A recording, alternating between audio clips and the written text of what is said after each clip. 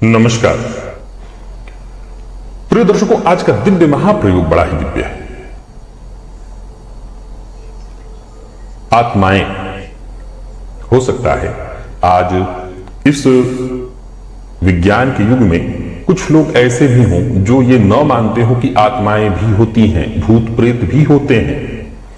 लेकिन सनातन धर्म में हर किसी की व्याख्या है। बाबा तुलसीदास को मार्ग दिखाने वाला एक प्रेत ही था, या यूं समझ लीजिए कि प्रेत के ही मार्गदर्शन में हनुमान जी से साक्षात्कार और फिर भगवान श्री राम का दर्शन इस कलयुग में तुलसीदास जी के लिए संभव हो सका।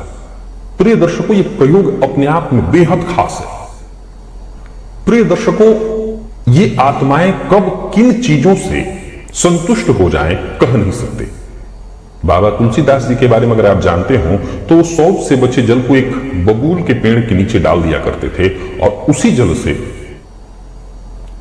वो आत्मा संतुष्ट हो गई, या यूं समझ लीजिए कि उसी जल के कारण उस आत्मा का साक्षात्कार बाबा तुलसीदास से हुआ।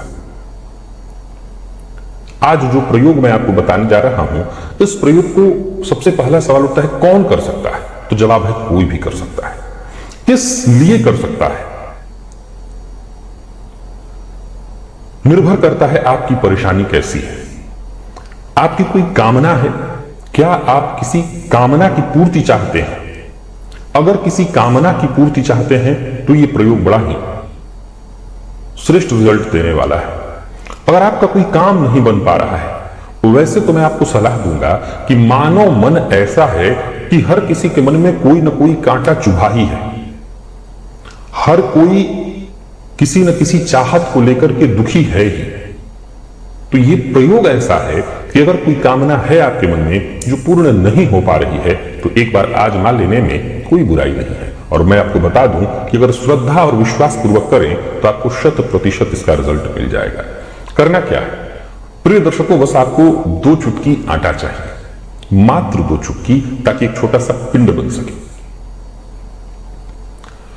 अब आप रविवार के दिन प्रातःकाल बिस्तर से उठते ही, अब प्रायः कुछ लोग बेटी इत्यादि लेते हैं। अगर आप जो करते हो करिए, वैसे तो मैं सलाह दूंगा कि आज इस प्रयोग को करने के लिए आप एकदम से सीधे बाथरूम की ओर बढ़िए। लेकिन अगर आपको लगता है कि नहीं, मेरे बेटी के बिना मेरा काम नहीं हो पाएगा, आप अपना बेटी ले ही लीजिए, कोई बात नहीं। करना यह है कि किसी भी तरह की प्रक्रिया को प्रारंभ करने से पूर्व, यानी शौच इत्यादि जाना चाहते हैं, ब्रश करना चाहते हैं, दंत धावन करना चाहते हैं, उन सबों को करने से पूर्व यह प्रक्रिया प्रारंभ कर लीजिए। यानी आप समझ लीजिए, इसके बाद ही स्नान करते हैं, स्नान से भी पूर्व करना है। आपको मैं बता दूं कि तंत्र प्रयोग या इस तरह के प्रयोग जो होते हैं वो ज्यादातर ऐसे ही होते हैं जो बहुत ज्यादा आपको उसके लिए सात्विक वृत्ति होना, साफ सुथरा होना, उसकी आवश्यकता नहीं पड़ती। ये प्रयोग ऐसे ज्यादा जल्दी रिजल्ट कर देते हैं। तो आप अपने बाएं हाथ में थोड़ा सा आटा लीजिए और उस आटे को जल थोड़ा सा उसमें मिलाकर के दाहिने हाथ से गूंथ लीजिए। एक पिंड बना लीजिए, पिंड। अब उस पिंड को अपने सामने हर समय रखिए। कब तक? जब ब्रश कर रहे हैं तो बेसिन पर रख लीजिए, वहीं पर सामने, उसको देखते रहिए। और मन में जो भी आपकी कल्पना हो, जो भी किसी को पाना हो, किसी से पाना हो, जो भी कामनाएं जैसी भी हो, आपका ये काम बन जाएगा। तो आप उसको सामने रख के सोचते रहिए। फिर इसके बाद आप ब्रश करने के बाद शौच जाते हैं, शौच से पहले जाते हैं, शौच जाते हैं तो शौच के समय भी वहां पर आप अपने सामने रखे रहिए। उस समय भी यही प्रक्रिया दोहराइए। जो भी आपकी कामना हो, उस पिंड को देखते हुए सोचते रहिए। फिर इसके पश्चात आप स्नान करने जाइए। आप स्नान करते रहिए, उसको सामने रख लीजिए। उस पर जल पड़ता है, गिरने दीजिए, कोई फर्क नहीं पड़ता है, बस सोचते रहिए। और इसके पश्चात आपको कुछ नहीं करना, आप कपड़ा इत्यादि धारण करके, पहन करके उस पिंड को लेकर के घर से बाहर चले जाइए।